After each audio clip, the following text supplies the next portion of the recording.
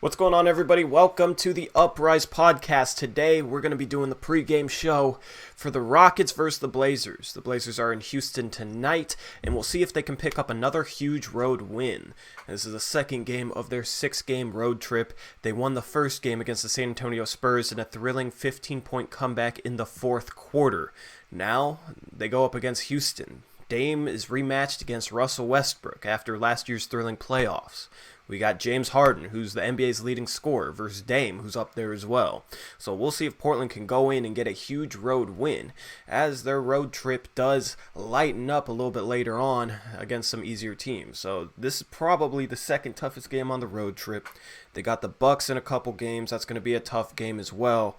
But if they can get one of the Bucks or the Rockets games, if they can pick up a win in one of those games, it'd be huge going forward. Huge for their confidence. Hopefully that San Antonio Spurs game was a confidence booster, but we're going to be previewing this game. We're going to be doing our over-under picks as always, and we're going to be running right up till game time. So as always, I'm joined with my co-host Eric Brandt. And how you doing, man? How's your Monday going? Oh, pretty good. Excited to watch this game tonight. Houston has such a weird team, though. Like, I still can't grasp, like, Harden and Westbrook playing together. But it's going to be interesting, man. I haven't been able to see them all season long, so this is going to be my first taste of whatever that looks like. That seems weird. Westbrook isn't putting up the same stats as he has been in years prior. I think he's averaging 21 points per game, 8 rebounds, 7 assists. So he's taking a little bit of a backseat, which he should. But he's hasn't been the Russell Westbrook of old, if you know what I'm saying. So yeah, well, that's what happens when you take the ball out of his hands and make him a spot-up shooter, right? Yes, sir. Nate says, "Oh man, Torrey's beard is almost as bad as the Blazers have been playing so far." Yikes! Ouch. One more jab in my beard, I'm gonna put you on timeout. It's November. It's no shave November. I do gotta clean it up. I need to get some hair gel too. I lost my hat, man. I lost my Blazers hat. I don't know where my Blazers hat went, so I'm rocking no hat. Beard's all crazy. Torrey needs to keep the beard. Yeah, I gotta keep the beard for both of us because you went clean shaven, my man. So I'm never clean shaven. It just looks like it is because it's hard to tell on here. But I still have a beard. But so anyway, game time is in 40 minutes. Yeah, game time's in 40 minutes. What's your keys to the game for the Blazers? So I was just looking at some stats with Houston. They play at the third fastest pace in the league. So it's going to be important to stop their transition and get back on defense. Their defensive rating is 16th, so middle of the pack. Not as bad as it probably should be. And then the key whenever you're playing Houston, when they have James Harden, is stopping him. He's averaging 39.5 points per game, which is insane. I think he averaged 44 points last week in winning Player of the Week honors. And so we got to stop him. And I have a little quiz for you. All right, hit me. Guess how many 3-point attempts Harden is taking per game this year? 14 to 16, 15. It's 14.6. Okay, see, yep.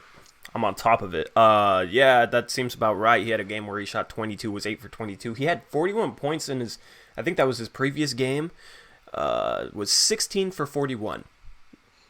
He had 49 points. Did I say 49? Yeah, he had 49 points on 16 for 41 shooting, 8 for 22 from the 3-point line. Dude gets like 15 free throws a game or something insane. 14.8 free throws and 14.6 3-pointers. Yeah, so with how much we foul, that's going to be a key, not sending Harden to the line, because dude gets to the line more than any player in NBA history. It's kind of ridiculous. I'm expecting to get triggered at Harden getting to the free throw line constantly this game. Yeah, I'm so worried about that. You're excited for this game, but I'm not. I don't know.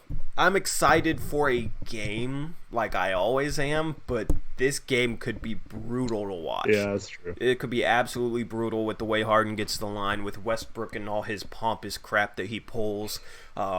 Westbrook, if that team gets up, Westbrook's going to be all hyped and hyped up against Dame or whatever, even though Westbrook can't do a single thing as the number one option on the team. He can't get that team anywhere. You know what I mean? Westbrook as the number one option on a team isn't good. I shouldn't say he can't do a single thing, like he can average a triple freaking double, but as number one option on the team, Westbrook, your team ain't good. So I don't want to hear you hyping it up because you're being carried by James Harden, because he isn't even having a great season. Westbrook isn't doing much right now. They're being carried by James Harden, who's being carried by the refs. So I expect this game to be possibly a bit edgy, maybe a bit triggering. But I'm prepared for it. So. Even Harden's shooting numbers aren't good. He's shooting 41.7 from the field and 33.2 from three. That's he's doing it all on getting to the free throw line and volume. Yeah. But one thing about the pompousness of Westbrook and hating watching him play and stuff, a lot of people thought that going into the OKC series too, and that was great to watch. When you beat him, it makes it that much better, right? True. But of course, we were playing well, and right now that's true. And we had good stretches against San Antonio, and you weren't on that post game show. It sucked because I really was looking forward to it. Well, my voice quit on me. I was on chat during the post game show. Yeah, I really wanted to get your thoughts that game, especially. Okay, my voice is back. I don't know what the hell happened. I apologized. But I really wanted your thoughts on that game because I thought the first quarter we looked absolutely terrific, and then we fell back to old bad habits until 7-8 minutes left in the fourth quarter, and then all of a sudden we were making everything. We were down 15 with 8 minutes left. It kind of reminded me of the OKC game. Right. The OKC game 5, where we fell down at the start of the fourth quarter. We fell down 15 with 8 minutes left, and then we made this huge run. So I don't know. What were your takeaways from that game? What can you take from that game going into this game, hopefully to make some progress in terms of the style of basketball we're playing? Man, if we could just take film from one game to prove everything we've been saying about ball movement and the structure of the offense and all that, I would present to you the first quarter of that game and the third quarter of that game and just show you what the difference is when in the first quarter it seemed like every time someone had an open shot, they made one more pass to get an even opener shot. I know that's not a word, but they just they were doing everything right. CJ was driving and passing off his drives. He had 5 assists in 10 minutes or 8 minutes or something like that. And later on that helped him get more open on some of his other shots, which we've talked about before too. And I just loved the way the ball was moving around and people were feeding off it and everyone was excited. You're scoring 41 points in a quarter. Everyone's into it. It wasn't just one person. Yeah, CJ had a monster quarter, but his passing got everyone else involved too. They engaged Whiteside early, which we always talk about as being a key to keeping him involved so he doesn't check out at the beginning of halves. And then they just did everything right. And there was movement away from the ball. It wasn't just movement around the perimeter. It was actual cutting to the basket and stuff in the right situations. And it was just everything we've been talking about. And that's frustrating to me when you look at the third quarter, because the first quarter shows is how they could play if they were coached right and were held accountable when they do stuff like they did in the third quarter, where, I counted at least 7 possessions in a row, I think, at one point where there wasn't a single pass. Just Dame or CJ took the ball up the court and shot the ball. That's bad. Without, not even passing the ball. And I've always talked about, especially with CJ, is he can get his shots no matter what point it is in the shot clock. So there's no need for him to go and shoot a shot with 18 seconds on the shot clock when he can pass the ball around and then get the ball back with 10 seconds on the clock and then get into a shot. So it's really frustrating when no one even touches the ball for several minutes. And they even made a comment I was glad Stotts actually said this. I have to give him credit. But But Brooks said during one of the timeouts that Stotts was like, "What's up with no one passing the ball? Like what is this? Like we're moving the ball well in the first half, and now we're not passing at all. I want to see you pass on every possession at least once, and that kind of stuff." And that's what we've been talking about. Like we want to see the ball flowing, and it's nice that they're kind of acknowledging it. Obviously, it's not going to be perfect going from ISO heavy to ball moving like that for 48 minutes a game. So I have to kind of take it with a grain of salt. But like, I hope that that's trending in the right direction and they just keep hitting that point home. Like, this is how good you could be if you played the way you're supposed to. Yeah. It was beautiful basketball too, man. Like, I love watching that type of basketball. Yeah. Which is part of the reason why I get so frustrated is it's not like they have the personnel where it's impossible to play that style of basketball. It's not, their roster isn't made up so that they can't achieve that style of basketball. We saw it during that first quarter. That was a very fun quarter to watch. It was helped because guys were hitting shots, but also my theory is when everybody's touching the ball and everybody feels involved on offense, it gives the whole entire offense, everybody on the team, some confidence, and they hit more shots because of it. Exactly. Like even Mario hit that corner three. He shot that with a ton of confidence. It hit nothing but the bottom of the net. Desir Little hit a three. It might have been in the second quarter, but he hit a three in that first half. Like, you could tell, like, everybody was feeling good because the ball was being spread. It was being shared. CJ did a great job setting up Whiteside, and Whiteside has been getting going early on in games. That's what I've noticed. Like, he's had hot start after hot start. And CJ was doing a really good job working the pick and roll and setting up Whiteside, and it gave the whole entire team confidence. You could tell. And there in that third quarter, the team didn't have the same confidence in their shots. The team didn't have the same confidence in making moves or trying to score because the ball wasn't being spread, and you could tell they didn't have confidence in their style of offense, their style of basketball. So yeah. Those two quarters were a perfect contrast of each other. And it wasn't just about making shots too, because they weren't getting open shots at all in the third quarter. They were all just standing around watching Dame and CJ go one-on-one. And that's what we're talking about. Like, it's not about making or missing shots. It's about the quality of looks you're getting. And to your point about the just touching the ball, anyone who plays basketball knows, like, if you don't touch the ball for several minutes and then you get an open three, even if it's wide open, like, that's the first time you've touched the ball in a while. There's a lot of pressure there to do something. But if you've, like, gotten it, passed a few times, taken a couple dribbles here and there, like, you're into the flow. It's just a lot more comfortable. And then when you get the ball, it's not like, oh man, what's this thing? You know, like, I just think it's so much better for the team, especially if you're saying that you're trying to get players acclimated to a system, and those players, for the people who think they're not good enough to take us very far, well, one thing you can do is have players who make players better.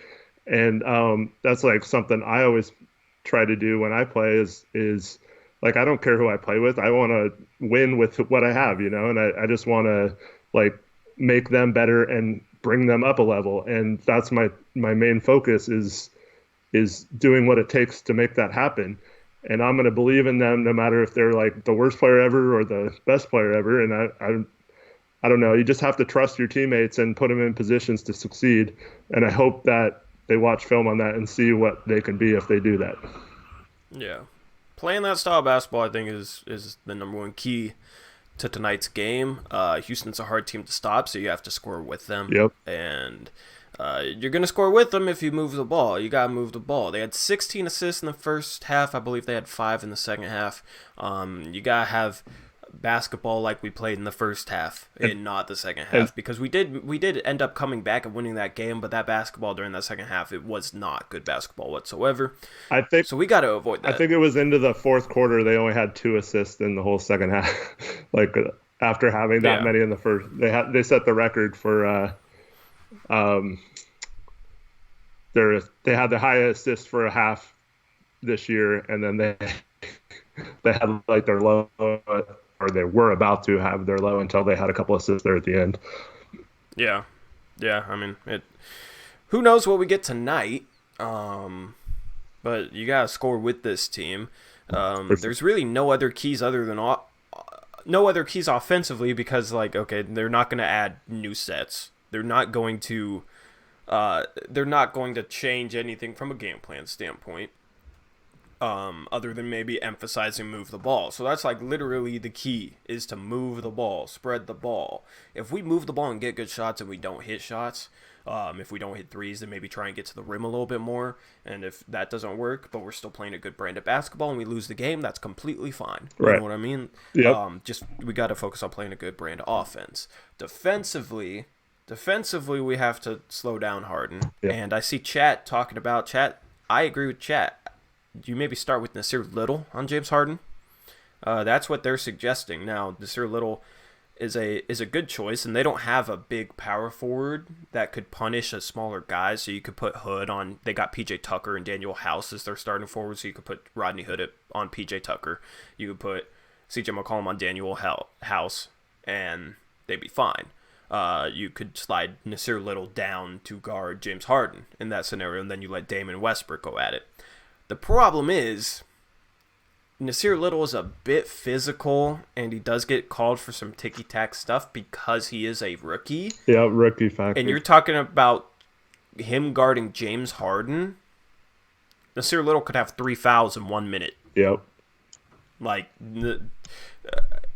I don't know, man. I would start Nasir Little on him, but maybe if he picks up a foul or 2 early fouls, then you switch him off and see how Rodney Hood can do. Yeah. But Nasir Little, man, if you put him on Harden, dude's, I think foul trouble is going to be an issue there, like, quickly. I completely And then you're agree. talking about Mario Hezonja playing 30 minutes, which is not what we want. Actually, you know what? If Little gets into foul trouble, you might see Anthony Tolliver again, because he might want to keep Hezonja's role the same, minutes the same. So if Little ends up picking up 2 early fouls, you might see Anthony Tolliver subbed in. And that's the type of game, That's what like, I'm who worried does Tolliver guard? Like, I don't feel comfortable with that at all. I mean, I think he might be able to do okay on PJ Tucker, but I think the offensive boards would be the problem there because PJ Tucker's a hard-nosed guy and he goes after boards, man. Like, he goes after boards hard, and Anthony Tolliver's opposite. So I don't know. I would start Little on him, but it presents a lot of problems, especially since Portland has no depth at that position, and especially since Nasir Little is a rookie who's not he's bashful. You know what I mean? Yeah. Like, he's or not bashful. I forget. And yeah. Bazemore has been fouling a lot too. Yeah, that I think too. if he played more minutes, he would have fouled out of every game this year. What's your prediction for Harden free throws tonight? Oh, probably 20. Okay, I'm saying 17. Yeah. Hopefully it's under that. He's averaging, as you said, about 15 free throws a game. I do not want to see that dude shoot free throws all night. So with Houston, so they basically, I mean, Harden has an insane usage rate, like always. And then, so basically they do 2 things with him. They let him just go one-on-one, and then they put 4 shooters out there. So they just spread the floor with a shooter in each corner and then a shoe kind of at the elbow extended, a 3-point line, and just let him work. And if you help off, he just kicks it out to the open shooter. And if you don't help, he usually can get by someone or get fouled. And then if Capella's in, they'll play like a pick and roll game with him, and you basically can't double. So I'm afraid that about what's going to happen to Whiteside tonight if they, because they've been setting their picks really high, kind of like what we are saying not to do. It seems to be working with them because Capella is so much more quicker and athletic than Whiteside is.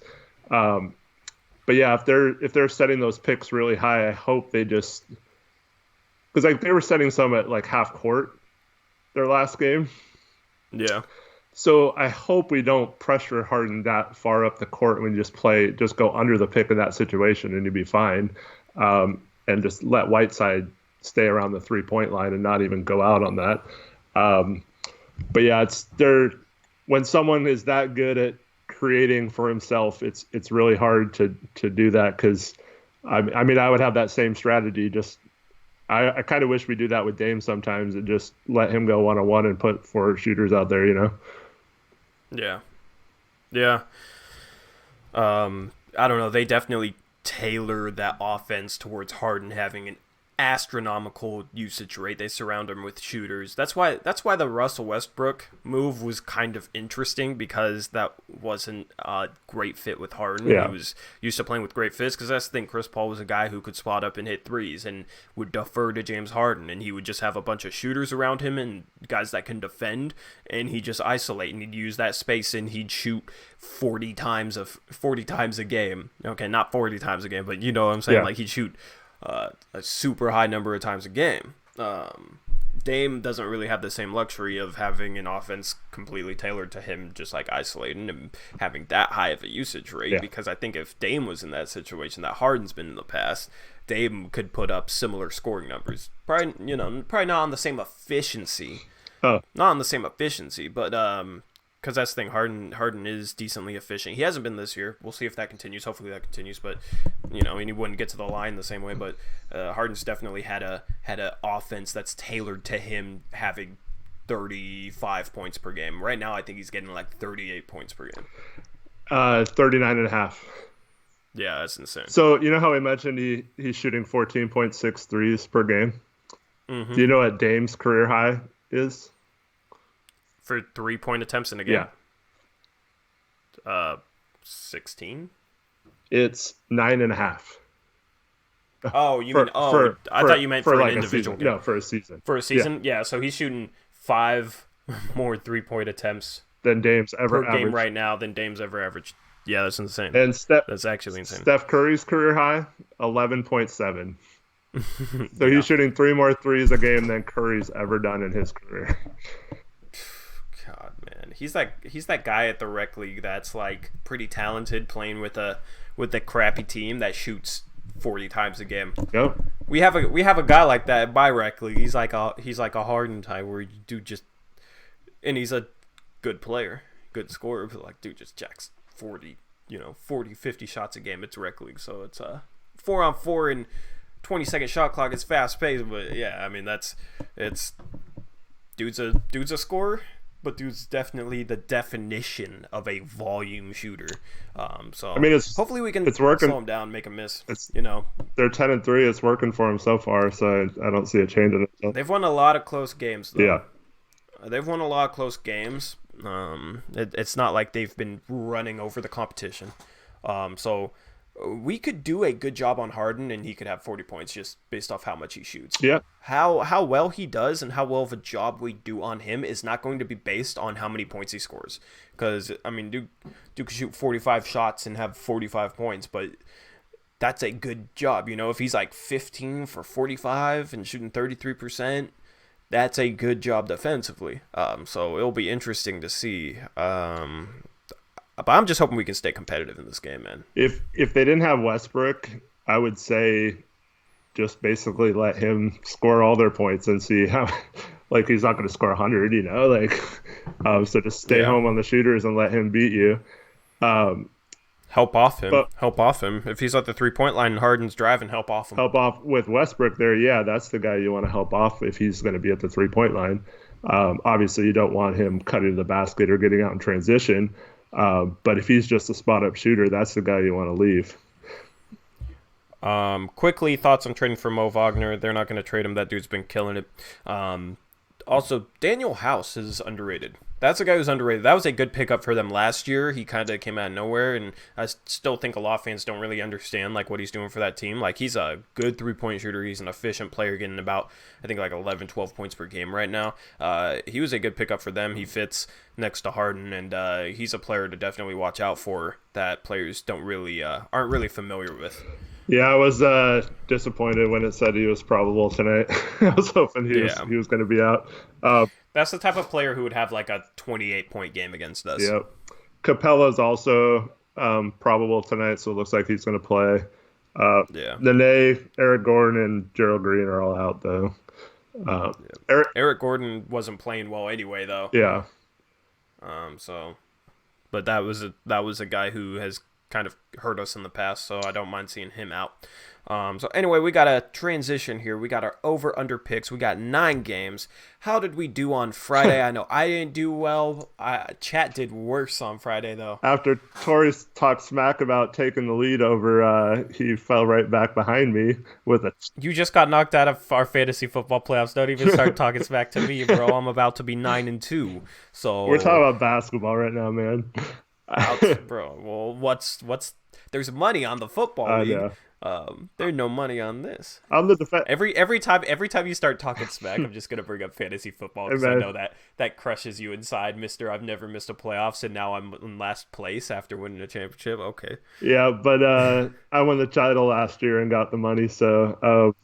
You sound like a Lakers fan. Anyways, we won a title. We won titles in the past. Not the past. It was last year, man. So anyway, I'll move off of this for your sake. Okay. I know some games have started. We don't know any of the scores. Yeah, we don't look at so the we're scores. Picking this without knowing the scores. And chat has the ability to look and cheat, and they're still doing it. Yeah, chat needs that mulligan. You guys were 1-7. 1-7 on Friday, and 5-14 overall now. Tori was 2-6 and fell to 16-17, and I was 4-4 to stay one game above 500 at 17-16. Okay.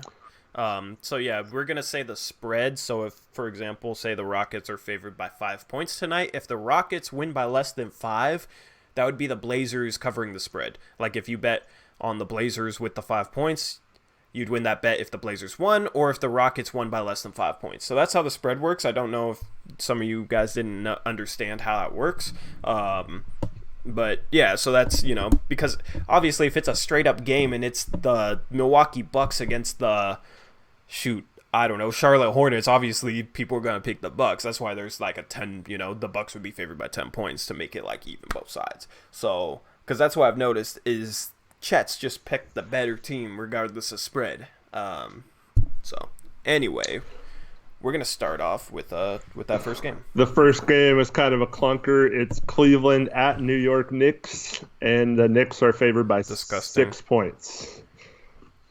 I'm gonna take Cleveland. I'm also going to take Cleveland. Anytime you have crappy teams and one of them's getting that many points, I'm going to... Yeah, that's a bit too much of a toss-up. I don't know. Knicks could easily cover that spread, or they could lose that game. I don't know. And the Knicks have a lot of bigs, but, Cleveland still has Love and Tristan Thompson and stuff who are playing well, so... Yep.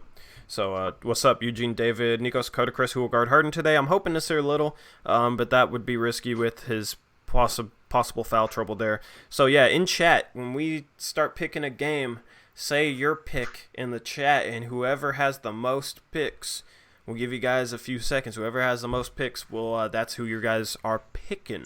We'll see if you guys can catch up at 5-14. Not looking too hot right now.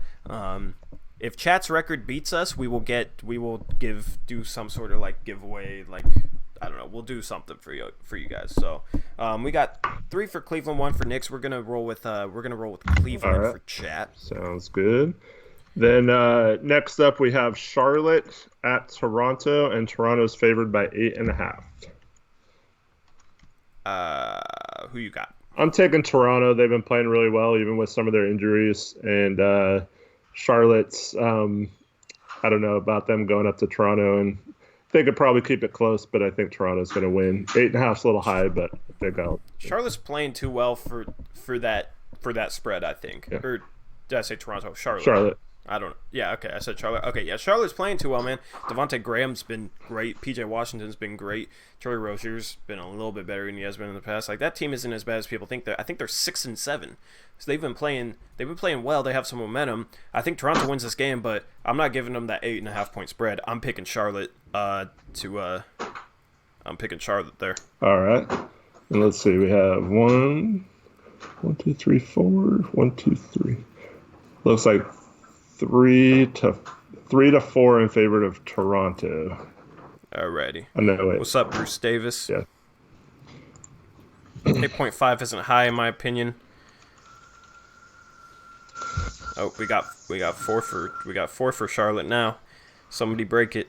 Somebody break the tie. Let's go. Yeah, whoever comments next, that's who chat's picking.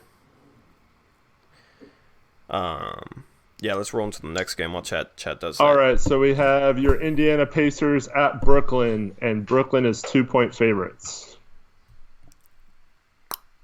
Malcolm Brogdon isn't playing, but Kyrie Irving isn't playing. Both of those guys are on our fantasy team, which sucks. But I'm taking Indiana without Kyrie Irving. That Brooklyn team isn't looking too good. Isn't LeVert out too? LeVert's out too, who's also on our fantasy team. Damn, we're screwed. Did you set our lineup today? I tried to, but we have so many players out. It's just kind of like whatever. Yeah, so chat's rolling with Toronto. Okay. We got another 5-0, so we're keep it as that. Who we got tonight? Pacers or Nets? Chat. While you guys pick that, we'll roll into the next game. If you want to. 3-4. We'll keep it moving. Sorry, okay, you're cutting out. What you say? There's the picks. Okay. No, nothing. So we got four for Indiana, 5 for Indiana. All right, we're rolling with Indiana. Okay. Next, we have the only road favorite tonight, and that is Milwaukee at Chicago. They're favored by 8.5. Taking Milwaukee there. 8.5 is a lot for a road spread, but Milwaukee is so much better in that team. I think they easily cover that. They are without Chris Middleton. Remember that. But still. They still have Giannis. Still got Giannis. Yep. So you rolling with Milwaukee? Yep, I'm going Milwaukee as well. Alrighty. Who we got, chat? Milwaukee favored by, you said 8.5? Yep, at Chicago. So Milwaukee favored by 8.5 in Chicago against the Bulls. And then, let's see.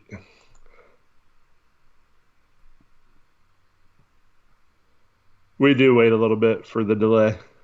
We do, yeah. We just try to keep it flowing. All right, looks like I don't know if I lowered the delay. I might not have lowered the delay because like I can set it so that it's only like a 4 or 5 second delay. But like the default is like a 15-second delay. All right, so yeah, Milwaukee with chat. Yeah, San Antonio Chat's at Dallas. Dallas is 4.5-point favorites. Who are you taking? Man, I am going to take San Antonio to keep it close. So San Antonio's in Dallas. They've been playing horribly. Yep. San Antonio's been playing horribly. Just blew that 15-point lead against us. I'm taking Dallas for sure. That's maybe the easiest pick of the night. Did they lose to New Orleans too? San Antonio? Yeah, like after our game. I'm not sure. I guess that would have been they didn't play New Orleans after our game because New Orleans played Golden State last night. Oh, that's right. So Spurs are on a 5-game losing streak. You said last time that one of the games was your easiest pick of the night, and it didn't work out for you. Yeah, it doesn't mean I'm right. I know. You know what I mean? I'll just tease it. The easiest pick of the year was Raptors in Portland against the Blazers with Portland favored by 4 points. That was the easy pick against Portland, sadly. And I almost put down. I don't know. I wish I could put down money on that game because, like, just with how Portland had been playing, you know what I mean? Hopefully they're turning the corner, though. Russell Westbrook, the game's at 5, so tip off about 5:10. So we'll be leading you right up to the game time. First round exit Westbrook. We got 1, 2 for Spurs. We got 4 for Dallas. 2 and 4. We going with Dallas for chat. Okay. All right. Next up, we have Minnesota at Utah, and Utah is 9.5-point favorites. Whoa. Yeah. Is Karl Anthony Towns not playing? I don't think so. I think he is. I think it's just Utah has a pretty good home court advantage usually. I'm taking Minnesota. That spread's too high. Minnesota's been playing well. Jake Layman has started to come on strong for them. As I said, I didn't like replacing Jake Layman with Mario Hezonja. I need to make a follow-up video where I just go read the comments I got on that video, honestly, and just be like, just read them out loud and just be like, Didn't like it. Didn't like taking that gamble, and it's not really paying off right now. Layman's been playing great, so Minnesota for sure. Yeah, I'm on Minnesota too. That spread's pretty high for how well Minnesota's played this year. Yeah, so chat's got 1 Minnesota, 2 Utah, 3 Utah. They're taking that 9. Like You said 9.5 point spread. like you said, they seem to favor the. Yeah. So you guys picking Utah. You guys think Utah's winning by 10 or more All right, I'm against Minnesota? picking Utah for them. Alrighty. All right, and We do miss Jake Lemon. Yeah, man. next up we have Boston at the sizzling Phoenix Suns, and the Suns are favored by 3.5 over Boston. I'm taking Boston. Phoenix has had a ton of home games early on, and they haven't played the hardest schedule, so I do think their hot start is a bit of a fluke. I think it's them overachieving a little bit. Boston is 10-2 now. They just lost to Sacramento. This is the second game of a night tonight for Boston. So you said Boston was favored by 3? No, Phoenix is favored by 3.5. Phoenix is favored by 3.5. Yeah, I'm taking Boston. Boston's 10-2. Boston's playing great basketball, and I think Phoenix is a bit of a fluke. Yeah, anytime you can get the better team with points, even though they played last night, I'll take it. Looks like chat's rolling with Boston as well. No one's on Phoenix train. The hype. What sports book is this? The Oregon app? Yeah. I use the Oregon scoreboard lottery app. Yep. For the odds. All right. And then we got the second to last game is OKC at the Clippers, and the Clippers are 9-point favorites. Kawhi Leonard is not playing. Paul George against his old team. Paul George played great his first 2 games. He played it sensational, yeah. Who you taking? I'm going to take the Clippers at home just because I don't trust OKC that much, but that is a lot of points. I'm taking OKC. All right. 9-point spread. They're without Kawhi. I think Paul George might struggle a little bit. He's had 2 great games, so if he could have another 40-point game or almost 40-point game again, but they need him to play well to cover that spread. They need him to play. And even if he plays well, they might not cover that spread. So, taking OKC. So far, it's 3-1 in favor of the Clippers. All right. And the final game is our Portland Trailblazers at the Houston Rockets. And the Rockets are 6.5-point favorites. I'm taking the Blazers.